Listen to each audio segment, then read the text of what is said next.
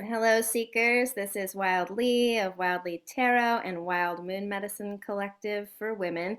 And I'm here today with a new podcast interview with my friend and peer, Jenny Ember Lee of Everything.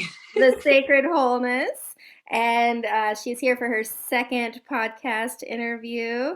We're diving in today on the themes of trust, vocal empowerment, the Lover's card, and the rise of the divine feminine and how that is expressing itself in our lives as we continue to weave our lives within the patriarchy. So, welcome to our podcast today. Thank you for showing up, Jenny. I'm so happy to have you here.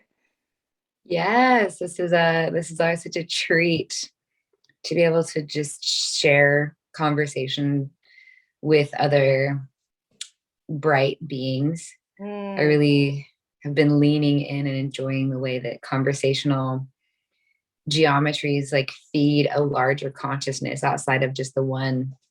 And mm, I'm here for it. It's just so beautiful and inspiring to be using our voices to continue to feed the collective consciousness. I don't know. It's pretty important to me. yeah, I Yeah. totally agree. I've listened to some podcasts that have changed literally the way that I think and feel and Yeah. behave in the world. It's like the most easily accessible way to tune in and upgrade the way you might be thinking about specific topics if you're willing to discern what you're actually digesting mentally. Yeah. Mm-hmm. Mm-hmm. Yeah, so as you're walking in here today, how are you feeling today? Mind, body, heart, and soul. What's present for you? I'm feeling really energized in a way that could feel like anxiety if I didn't have tools to move it. And I just gave myself a short little breath work, which is a new and very deep and potent medicine for me to carry and be in relationship with, that really is a way to alchemize and metabolize and integrate and get out of my own way, being like the mind, and just come into the embodiment, which knows how to move energy and knows how to let go. This body is so intelligent and so beautiful and so intuitive. And so I'm feeling grateful for for that medicine, for that way. I'm feeling grateful for my body that is continually speaking clearer and louder and more unapologetically with what it needs, what I need, that we're not one. It's not this like my body wants a cookie and I'm like, no, you don't. It's like, it's all one. What do I need? Do I want the thing? So I'm just grateful for the ability and the willingness, rather, honestly, to start listening deeper to the intelligence and the experience and the wisdom of the body, Mm, and give that some more of my conscious awareness instead of just the windy waves of thought and idea. mm, mm. Yeah. Yeah, I'm curious, what does anxiety, when it's on that texture of the spectrum, what does anxiety feel like for you in your body? Oh, wow. It's a new thing. I've lived a life full of a lot of coping mechanisms. Mm, And the past year has probably been the cleanest that I've lived, and also the most unsocial. And I've realized how socializing and relating have also been coping mechanisms, and conversations and relationships are incredibly grounding. So it's been a perfect storm for me to really actually have a clear pulse on what my energetic state is. And for me, the anxiety, I get really cold. I mm, start to get really cold, and I start to kind of get like shaky, and it feels like a constriction, like a deep soul level constriction, where like my blood is coming into the center, so that like I think that feeds into the frigidity. And mm, I've read from some of the Gene Keys texts that frigidity is a response to it's, I mean, literally it's a freeze response, right? That's Mm-hmm. technically, it's pretty obvious what's going on there. And to learn how to build capacity with that response, and to learn how to listen to the trauma response or whatever the intelligence of that response to various sorts of stimuli or various thoughts and belief systems that are being triggered from outside stimuli, has been a process of just learning how to be with lots of energy, Mm. whether we would deem it good or bad or pleasure or pain. It's just a lot of energy. And so for me, the prayer and the practice has really been to increase the capacity in my body to be present with lots of energy.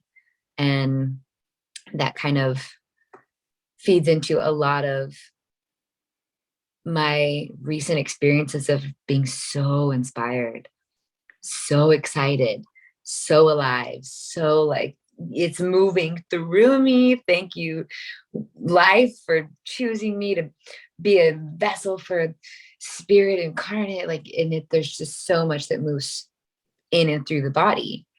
And so the excitement is still there. And if the excitement isn't really honored and grounded, it can give me some anxiety. And it's really, I'm learning when I listen to the anxiety instead of being like, oh shit, not again, but can listen to it as a call to action of like, okay, what does my body need to be able to actually process and handle the amount of energy that I am and that I'm in relationship with in the outside world. Mm, mm.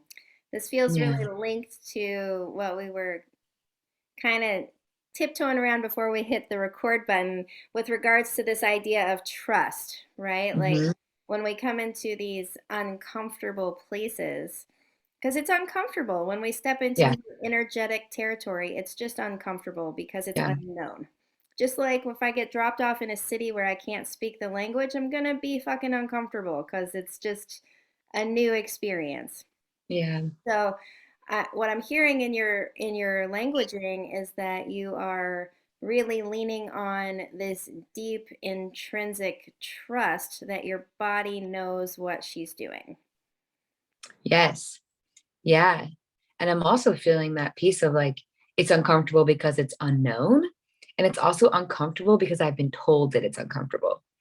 There's a lot of conditioning that, I mean, as you know, people in our sphere that are emergent visionaries of new thought, there's, I mean, there's just layers and layers and layers of being like, who said that anxiety is bad? Like, this, anytime I experience something that I don't want, and I love your language and I've really integrated it pretty well into my life, but like, this is an experience that I don't prefer. And even then, like, what if anxiety was just this beautiful experience to call me into something that is really nourishing and expansive for my body? It's like reaching the edge, a new edge of experience. And not only is it uncomfortable because it's unknown, but there's all this ancestral cultural patterning that's like, we don't do this. Nobody in your family has ever done this, which is like expand into the discomfort. And so it really does feel like, mm, for me, it honestly feels just like, what's the other option? Yeah. if Yeah. I if I don't show up for this and learn how to trust my body that it knows what it's doing and it's just information, and I can bow down to the altar of my physical experience and be like, what are you here to show me? And Mm. let go of my mind that says I know what's going on, and it's actually, I don't know, I've just been told. And the other option is just to continue to perpetuate the old story, and I'm truly bored with it. Like really, really bored. Totally. Yeah. Yeah. And the old story just really doesn't apply to now, right? Like Yeah. we've outpaced our biology in 2 generations with the technology that we're putting out there. We've Yeah. upgraded the amount of frequency waves that we are purposefully putting out into our environment. Like it's just a vastly different world than our ancestors lived in. And so, of Yeah. course, the body is having adjustments in how it's going to interact and be with this environment. And Yeah. one of my favorite quotes, Fritz Perls, is fear is excitement without breath. Yes. And when I read that, it landed so deeply for me. Like, oh, I feel excitement and fear. It feels the same in my body. I would almost link anxiety Right. with it. It's just this frequency of this is unknown. My body's putting out adrenaline. My brain is being bathed with some chemicals to put me on the alert because I'm in an unknown situation. I have Mhm. a long history of stories about what has happened to me in unknown situations, and yet I can breathe into that and register and say, oh, I'm really uncomfortable here, but am I safe relatively? Right. Like, Right. oh, still have a roof over my head. I have clothes on my body. I've got water. I've got food. I've got connection. Okay. Yeah, leaning into retraining the mind body to actually be more present with what is. And so Mm. I know that you do a lot with the breath work, and you mentioned the breath, and I'd love to explore that a little, how breath wave is supporting you with this new relationship to anxiety. Yeah. Beautiful. And I really, that's such a great one-liner because it just makes sense that that any experience in the body is just experience. And then the mind is like, this is good, this is bad, this is this. And so one of my teachers, Luis Mojica, he's a somatic therapist and talks a lot about like overcoupling. That if I feel uncomfortable, that now means that I'm not safe. And we learned that story as young beings, as people that have been imprinted with lots of other people's experiences as well. And so the breath experience is the magic of it is it's a sustained state of safety in the body. And the mind or the story or the spirit is going to pendulate between the parasympathetic and the sympathetic nervous system. The more that the breath activates a lot of energy, it's amazing. Like, I think my teacher says that we breathe at like a 20-30% capacity, generally, no matter if like, you're like a runner or not. And so when we start to breathe and in, like, it's also like we only use like 10% of our brains or something, like we're operating at a really, I don't know. There's more that we could be doing potentially, and nothing is good or bad. And so during a sustained experience of breathing at a larger, longer capacity, you are just generating more energy, more prana, like you're breathing prana, which is just energy. And so the body will get activated in various forms, depending on where you're at the day, depending on how much you breathe, depending on what you're bringing as your prayer. And so to experience a lot of energy while maintaining a state of safety, the the trick with the breath wave specifically, it's conscious connected breathing. So you're breathing without a pause. And another main tenet that's really powerful for sustaining this experience of safety is that the exhale is fully surrendered. And it can be really subtle in a lot of yoga and a lot of meditation practices. There's a lot of breath control. And this is really about like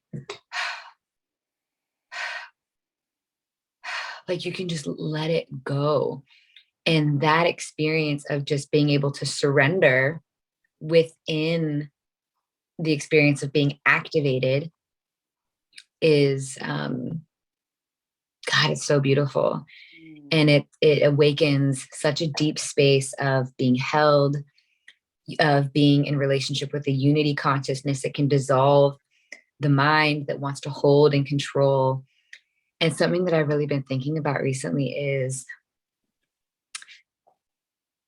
the mind's ability to be anywhere. I can be in the past, in the present in the future. I could be looking at the river and then thinking about Iceland, like all at the same time. It's fascinating. And it's not here. And the thing that I love about the body, among many things, is that it actually can only be in one place at one time. So it demands presence. And so when we go into a breath pattern that is so, it's probably a better word than demand, it just is presence. And when we go into the sustained experience of just being in our bodies as deeply as we can, and then feeling how much that can open, that then the body becomes the guide of true presence. And what the nervous system gets to experience when it's actually present is quantum healing. It's safety. We open to receive information when we're not filling our heads with all kinds of other information. And we get to love ourselves and be ourselves. And it's so simple and yet so profound to truly trust ourselves and trust our bodies enough to be in them. Mm-hmm. And for so many people, I'm willing to even say, like, a broad statement here, like most people, the body's not a safe place. Mm-hmm. Because they have pain, because their body has been the domain of lifetimes worth of judgment and neglect and abuse. And so it truly is one of the bravest things to be willing to come into the reality of the body and to practice presence and to practice safety there.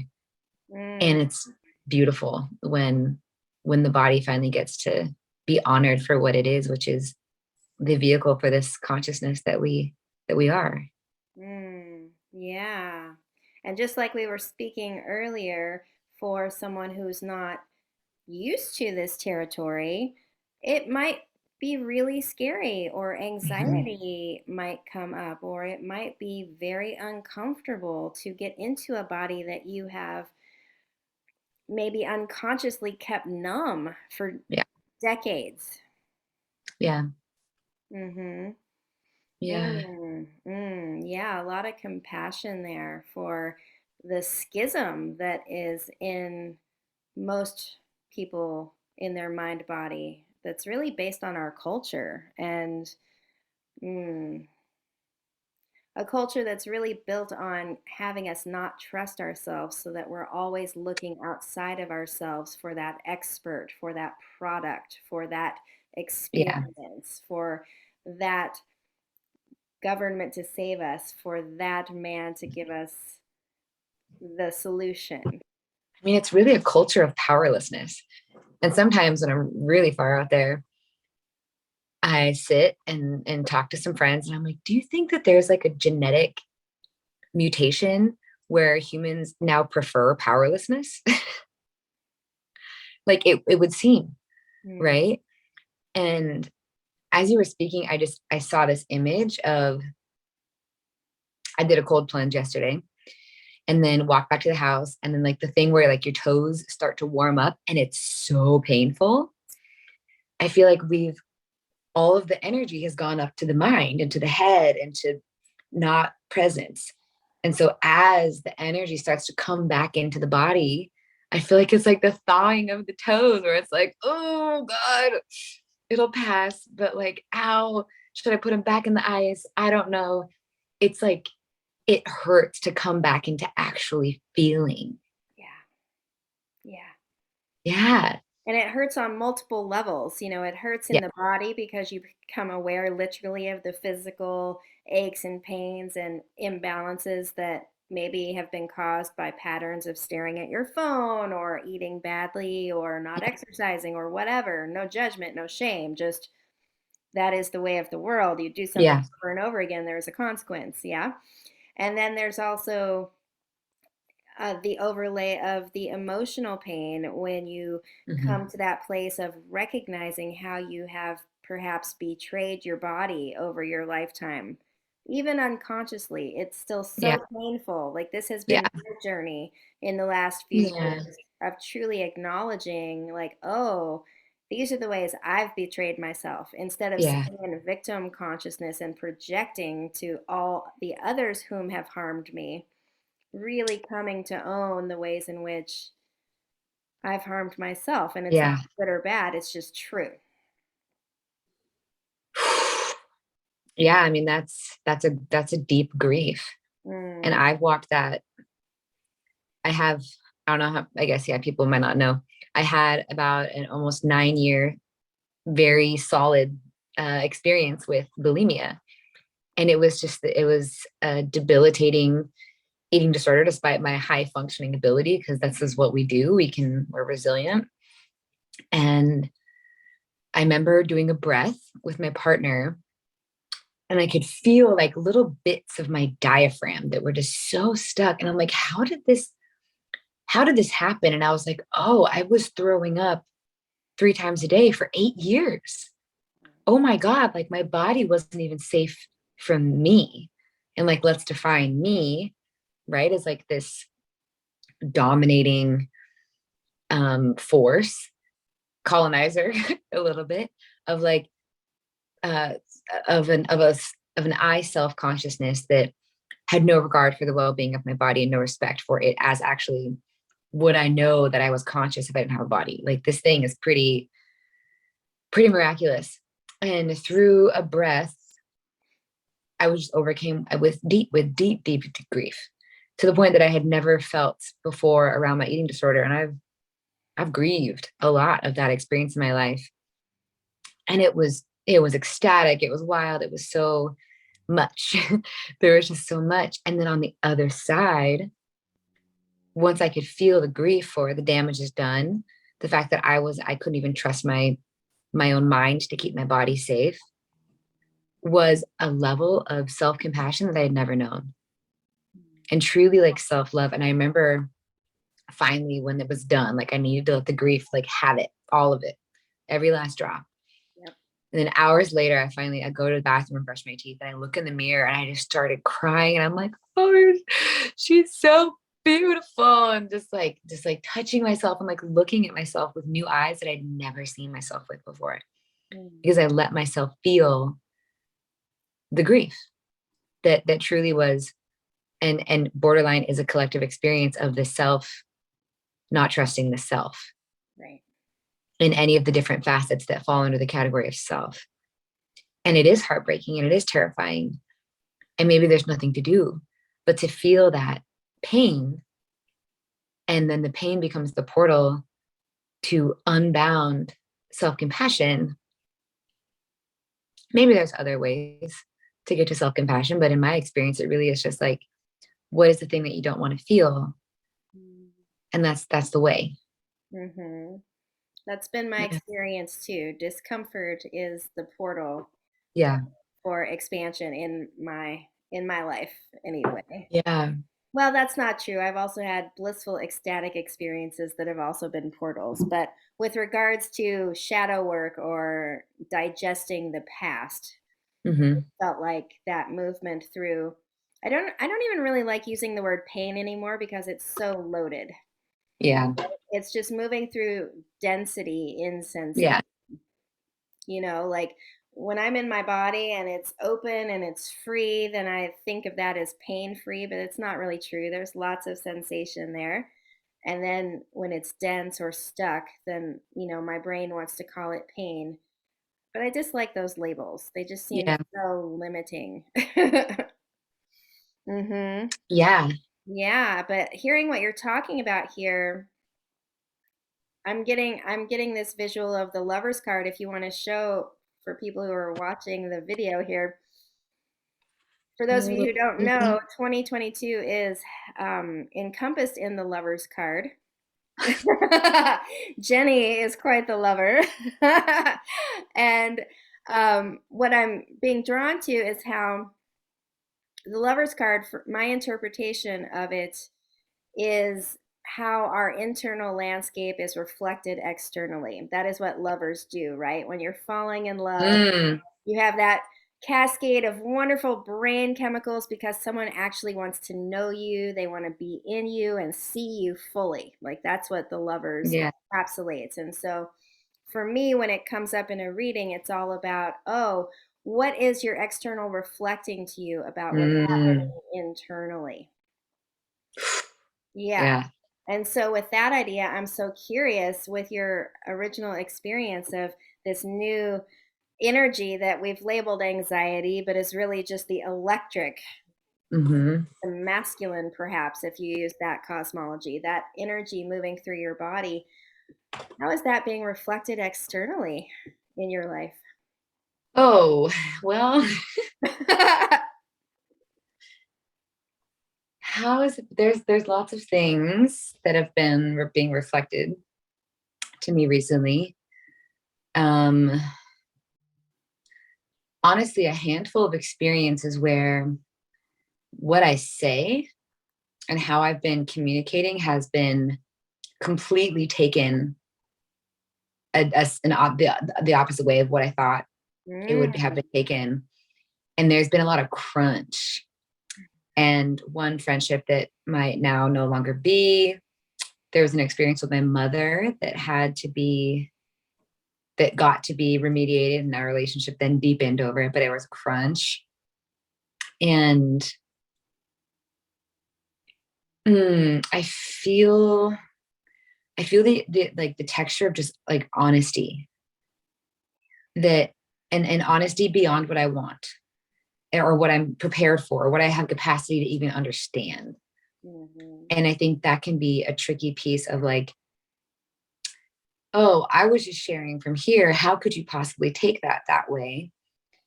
And unraveling the expectations and the judgment, coming back to like, okay, interesting. What have what was my role? Is there something here that I wasn't seeing? There's truth everywhere. That's the thing about trusting oneself or truth, that it's not like an objective thing. It's very fluid. It's it's like air. It's really ungraspable and it's changeable, and it's just so, in my opinion, really not what the collective thinks that it is potentially. And mhm. so yeah, there's been a lot of opportunities for me personally to come back into a very humble space of what's actually, I mean, it's all an invitation. When we allow ourselves to agree with this, the external is a reflection of the internal, then no matter what the situation externally is, if I'm rooted in my humility enough and I can come into the breath when it's something that I wouldn't prefer, it's an invitation to learn something. And I can bow to each of these experiences that have like taught me more about myself than maybe I would have been able to have learned about myself if I wasn't in relationship with the world that was being mirrored back to me. Mhm. And so that looks like signing up for a trauma informed nonviolent communication course. Uh-huh. Nonviolent communication has supported me a lot Yeah. in the last few years, and learning how to make requests and letting go of my expectations that they will be fulfilled. Yeah. Yeah. And I love in your story, what I heard was that what is being mirrored to you externally is that you're developing really clean, clear boundaries on the inside, and that that is creating tension with people who perhaps um, had been projecting a different version onto you that isn't actually true. Yeah. Absolutely. And it's almost like sometimes when I believe that we have to experience discomfort to be able to build this like capacity for discomfort. Yep.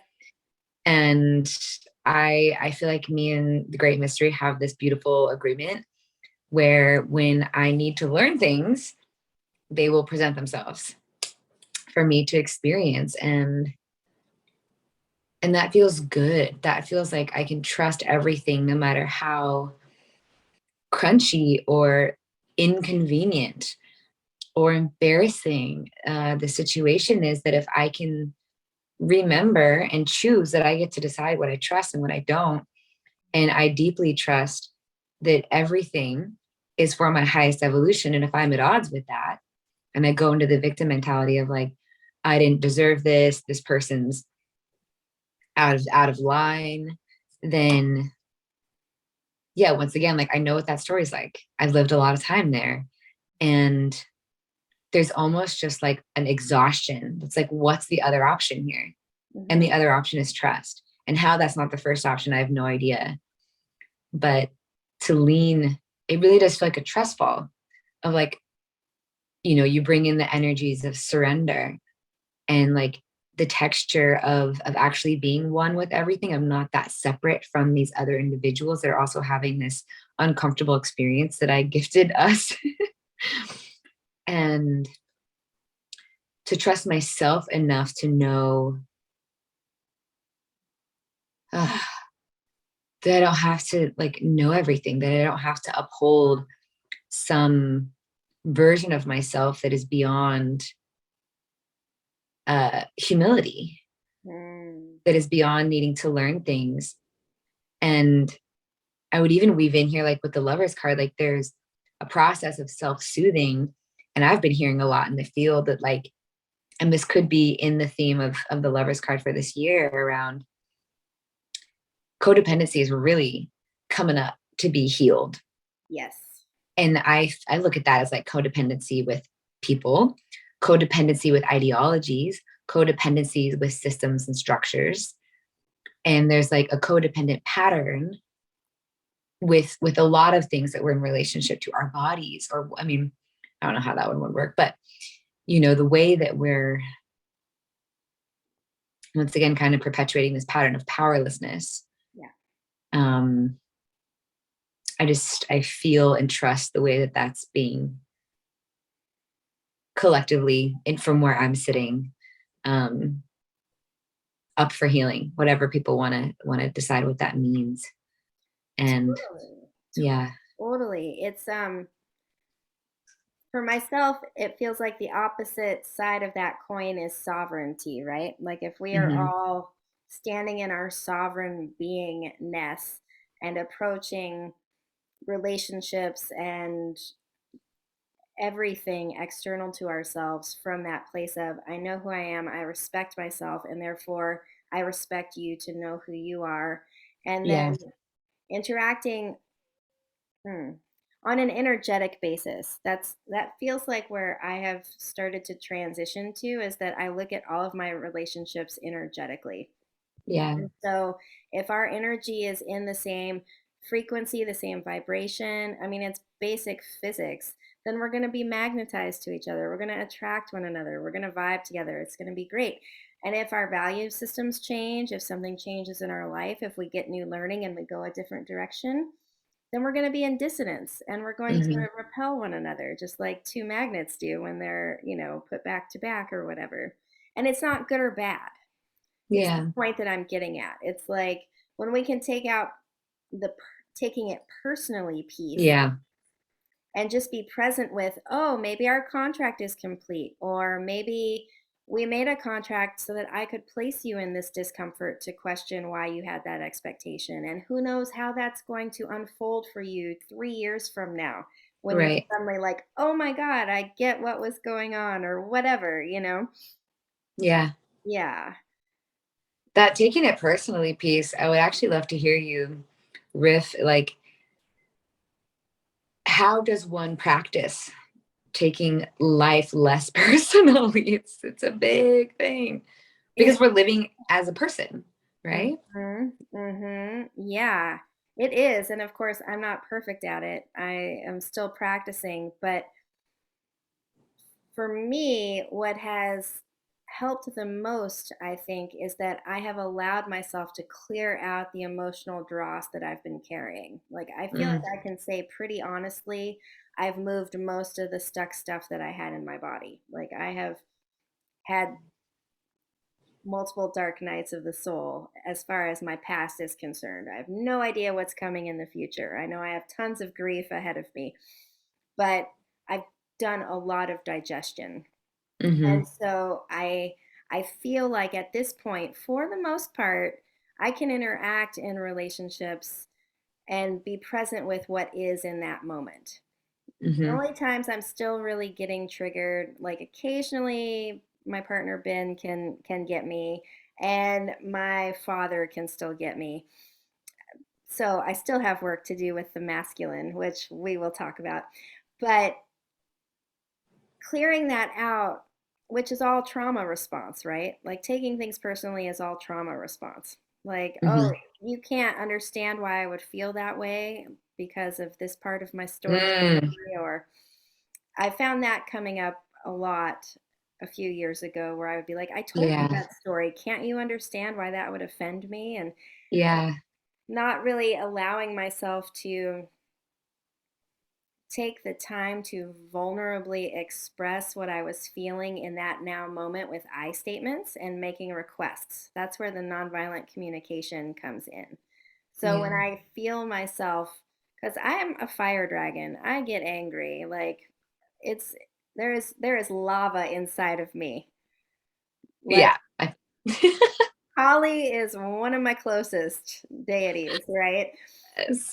And so when I feel that come up, I've gotten to the place where I bow down to it and I say, okay, you've come up because a boundary has been crossed. Like, first thing, I can acknowledge a boundary has been crossed here somewhere.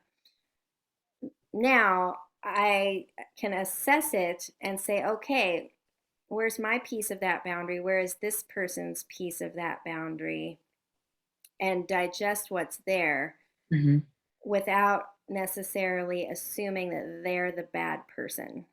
Yeah. Because if I'm honest, when I look at it, usually it's a boundary that was crossed that I was not necessarily clear on. Right. It kind of goes back to that thing of like, what are the external experiences that are being mirrored internally? Yeah, yeah. Yeah. And so then that onus is on me to be responsible in the situation and say, "Oh, that's true. My boundary was crossed. That's truth, and I own that. I deserve my boundaries to be respected." Now that I see and know the boundary, how do I language it so that this person can understand and receive what I'm saying? Hmm. And you spoke earlier about being crunchy. I love that word. And the crunch comes in. Like Yeah. people get crunchy, particularly if they're not as skillful in that type of communication. Yeah. And so not only are you in the place of having a conversation where you're really trying to show up, we may also at times be helping to teach other people to show up in that way as well. Mm. Right. Like I have experienced that a lot when I'm the one taking something personally and the other person's like, it's not about you. And I'm like, what do you mean it's not about, of course it's about me. Everything's about me. And to just, I mean, that's a collective consciousness thing that we like, the more that we do whatever the work that it is to hold ourselves, to heal ourselves, to steady and root and boundary and love ourselves, it ripples out. And that's like, that's something that I just keep uh, coming back to, just like hope, Yeah. knowing that there's a movement. Part of the anxiety piece that I was feeling this morning is that I do feel like I'm part of a movement, and like it's moving me. And if I'm the anxiety comes when I'm still, or when I'm like stagnant. There's different textures of stillness, but if I can just move it and move it through me and feel its relationship to everything else, I feel like that's what it wants to do, is to Hmm. inspire the movement. And I love Yeah. this piece because it's so important, and especially when we're in a reality that's relational, highly relational, and learning how to be in right relationship starts with a relationship to ourselves.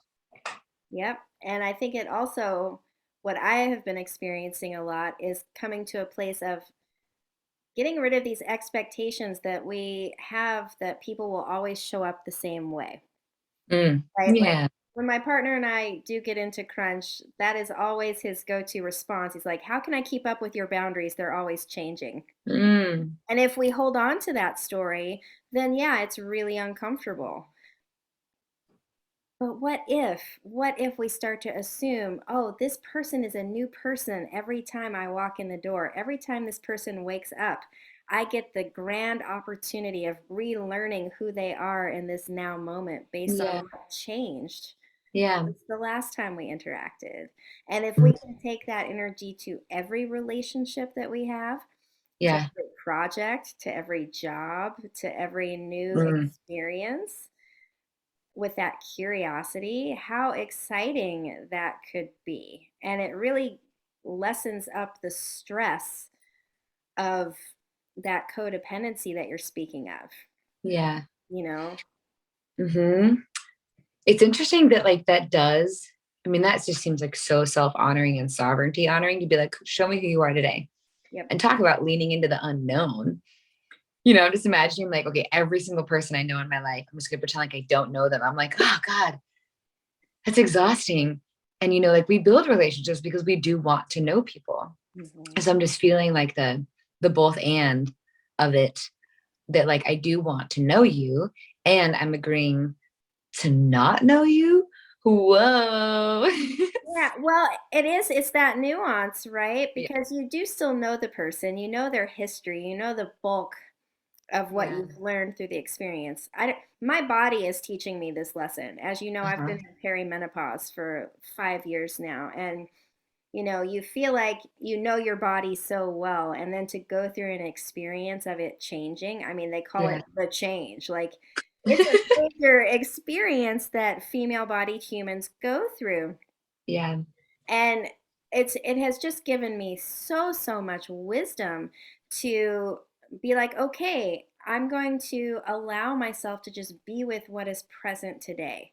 What is my energy level today? What does my body feel like today? Do I want to be intimate today? Do I want to be touched? Do I not want to be touched? Like Hmm. all of this spaciousness to actually get to know myself on a daily basis and to Yeah. recognize how much in my previous decades I did not give myself Yeah. that space because I was codependent, because I was in victim energy, because I was in martyr energy, because I was so consumed by the external that I was not in my body.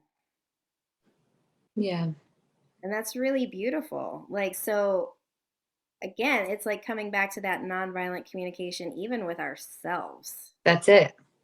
Yeah. All of the codependency, the nonviolent communication, learning how to trust, repopulating the body with its own consciousness. Like this is all, it's all within, Mhm. you know, and it's once again, it seems like such a simple thing, but it doesn't make it easy because then there's this piece of self-responsibility that a lot of people don't have actual capacity for. Mm. And I know in like the early stages of my healing evolution, taking responsibility for everything that happened in my life was too much. Like Mm. literally, I like I had like a shot glass and someone was trying to pour like a gallon into it, and it's like I can't do this. And so there really is this compassion piece, this trusting piece that like it's a walking, it's a living, it's a practice, it's an unfolding that we come into being able to really, you know, in this way being like, this is my life, and Mm. everything that I'm experiencing is something inside of me that's being mirrored back to me. The good, the bad, the left, the right, the things that are nameless before judgment. And to really like, wow, wow, that's how it works. It's a big deal. It's a really big deal. And oftentimes I've noticed in my practice and with some of the various forms of clients that I have, the mind is like, oh, I got it. Totally got it. That makes sense. Got it.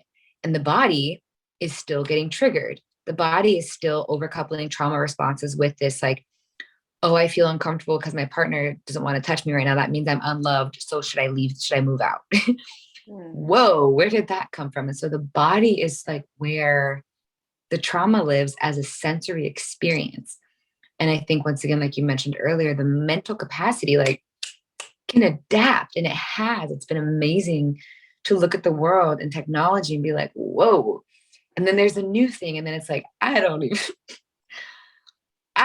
can't keep up. Do I want to keep up? This is interesting. Like, we're living in a very ungrounded time that's continuing to move faster and faster and faster and faster. And that just is the reality of the situation. And to come back to like just grace with the body, that it cannot move that fast, nor should we expect it to. And that's why I love the breath work. I mean, I do a lot of really powerful vocal empowerment work, but even that is very cerebral and story and about trauma and fear and voicing. And the voice is a way to really unite the body and the mind, because it's like you become this resonant chamber and you can only say one thing at a time. So it's also a practice of presence. But the breath is such a gentle tool to just slowly start to increase the capacity for the reality of all things, for the reality of what's going on, and to let the body catch up. You know, if it ever will, it's a whole nother conversation, but, you know, to let the body be like, hey, babe, hey, beloved, I've been going through a lot, and I'm going to actually spend some time with you instead of dragging your ass around on a chain. You know, I'm imagining like going for a walk with a dog, and the dog, or like a puppy, and the puppy doesn't want to walk anymore, and you're just like dragging it through. Instead of stopping and being like, hey, little pup, do you need to be carried? Would you like to walk? Are you thirsty? Like, what do you need? Are your legs okay? You know, just checking in with the thing that makes all life on earth possible. Mm-hmm. It's pretty magical. Like, it's Yeah. pretty magical that we are these psycho-spiritual beings that get the privilege of embodying in these Yeah. little animal containers. Yeah. And Mhm. even trusting that, I mean, that's kind of far out, but I think about like the part of humanity right now that wants to be God and already is God, but there's this like know everything, be in every, like, it's just, I can feel this, like, all I have for it is sounds right now. And yet, for me, part of the healing has been to come back and be like, I can trust the fact that I'm a human having a human experience. Maybe I'm not supposed to know everything. Maybe I'm not supposed to feel everything. Maybe I'm not supposed to get on my phone and take in thousands of people's experiences in a 10-minute window. Like, wait a minute, what is like the, I don't know how to say this. What is the actuality of the human experience? Like, it has limitations. Mhm. And like, for me, it's like, can I trust those limitations? Can I trust the fact that I'm human, which is so much, and then also only human? And yeah, there is that piece of being infinite within a finite form. And can I trust the fact that I'm finite right now? Mm-hmm. You know, and that being human has all of these experiences. And somehow the part of me that's eternal and infinite is here right now. And how much can I just be here instead of Well, and to know that piece of infinite is here in the finite because it wants to feel yeah, what that yeah, feels like. It wants to feel the anxiety. It wants to yeah, feel the grief. It wants to feel the crunch. It wants to feel the density. right. That this isn't a mistake. Like, wow, infinite, all of everything, that the life force behind all things, I believe, is like this cosmic oneness. And somehow part of that wanted to be a Jenny. Part of that was like, I want to be a Wyld. And we're like, okay. And, you know, some people never question that. And some people are walking around their whole lives just like, what is going on? And I really, yeah, coming back to trusting the body, that the body is the experience. Mm, Infiniteness is not the experience right now. mm, Being embodied is the experience right now. mm-hmm. And then, you know, you have an amazing breathwork session. You're like, no, I'm definitely in the infinite. It's all the same. It feels so good, that infinite. It does. It's pretty amazing. I've had enough experiences of it that you can see what the draw is to that infinite. Totally. And Hmm. in breath, there's this thing, I don't know, I can't speak to it incredibly well, but it's called the unconscious source urge. And then some people refer to it as the unconscious death urge. And so, like in a breath session, sometimes the breather will stop breathing. And it's different than falling asleep because some people fall asleep, you're cozy, you breathe in, you're like, blankets on, you're like, hey, nap time. But this is different. Like literally, the spirit, the soul will leave the body for up to like 3 minutes. And then the breather rarely knows that that's happening. I don't know anyone that was like, yeah, my soul left and then came back. And it's called the unconscious source urge, the unconscious death urge, because the spirit is having such a hard time being embodied that it is trying to escape and go back to the oneness of all things. It's trying to go back to source, where, as far as I know, everything's really awesome. And you just dissolve into the everything. And I don't know what that's like. But there is this longing for that experience. And the belief has been that that experience can't happen inside of the body. Hmm. That to be one with everything is anywhere but here, anywhere but this form. Because if I have a form, then that means I'm different than your form. And I like to think about this like trees or mycelium, that there's all these different fruiting bodies and they look very different and they can become different and they can be separated and, all the things that we do with those things. And above ground, like in the light, everything looks really different. But then underground in the shadow realm, everything's connected. Like literally everything is woven under this crust of the earth and then just gets more coalesced as you get to like the core of the earth, right? And I come back to that visual as a way to ground the part of me that is lost in the narrative of separation. Mm, mm. Yeah. Yeah. I always like to think of it too, like we all share the same air, just like fish all share Yeah. water. Like the air that was is within me is the same air within you, and it doesn't like we are all connected in that Yeah. way. And I've done enough energy work long distance to know that Yeah. like nothing's impossible. I mean, look at us. We're having a recording right now, and you are multiple miles away from me. And like, what the fuck is the internet if that Yeah. doesn't show us how connected everything in life is, right? That should be like a whole podcast series of what the fuck is the internet. A Mm, note on the internet actually is it's something that I've noticed when I have a lot of anxiety. It's worse when I spend more time on the internet yeah, yeah. because we're having these mental, emotional, like my body's feeling activated, but you're not actually here in the room with me to regulate with you. Mm, Let alone we go into these Zoom meetings where there's tons of people and then we just turn the camera off and we're alone in a room. Like my nervous system has no idea what to do with that much information. And it's a I don't know. Okay, whatever, I'll just say it. The internet is designed for disassociation. mm, And because we're involved with so much data that's not in person, that's an incredibly new thing for the body. yeah. And I mean, if you've ever gotten in a fight with someone on FaceTime or Zoom, probably not, but maybe, or whatever you can imagine. And then you don't know what to do and you hang up and you're like, wait a minute, now I'm activated and I just had this relationship with somebody and there's nobody here. And this is just more grace and compassion building for everybody on the earth right now because this is what we're going through.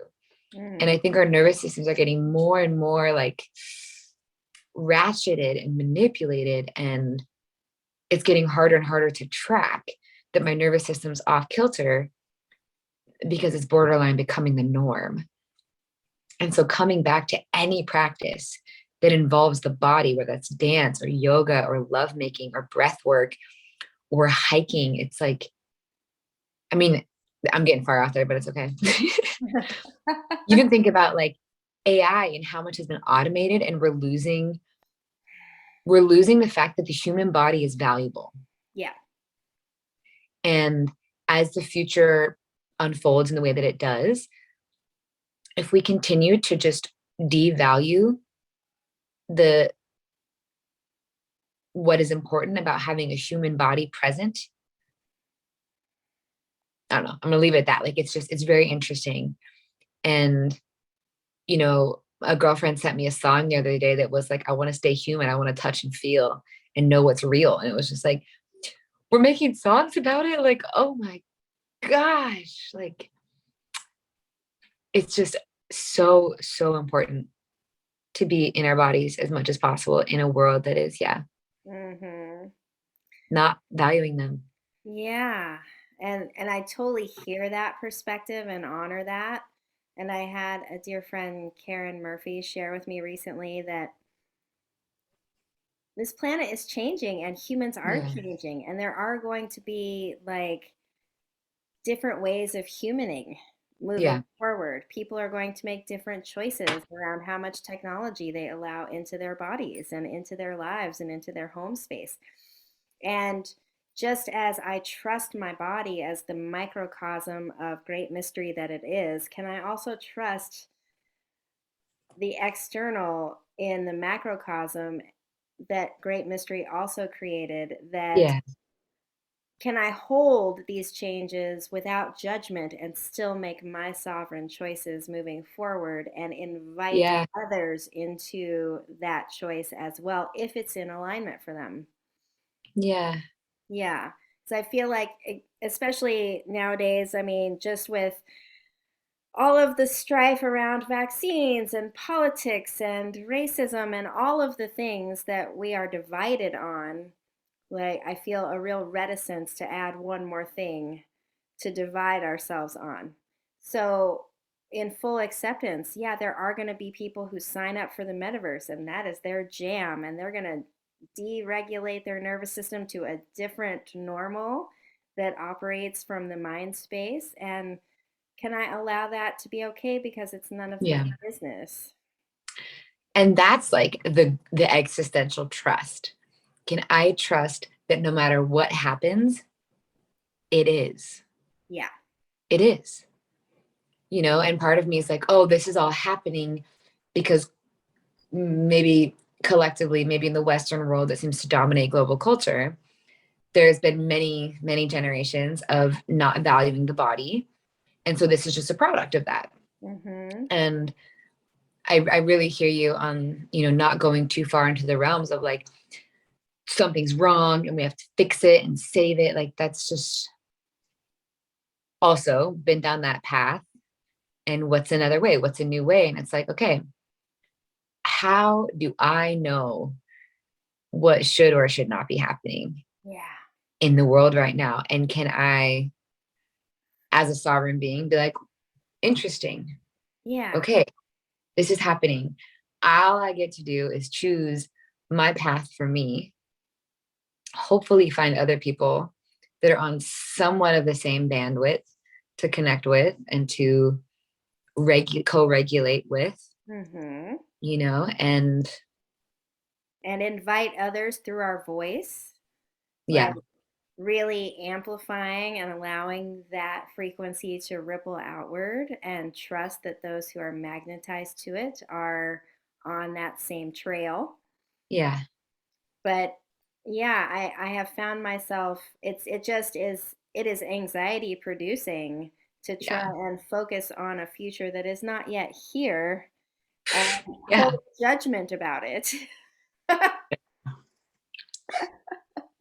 You only in free time, it's Yeah. just something to do when I'm chilling. What is free time? What is that? Yeah, I appreciate uh, that.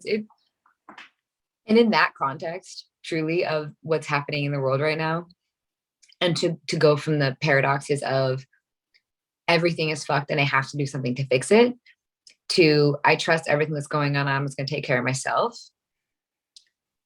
The only thing that will move a person from either spectrum is a choice, and a choice that maybe does not have to come from the outside, but that comes from a deep intuitive knowing of like, what do I actually feel when I'm not being overly influenced?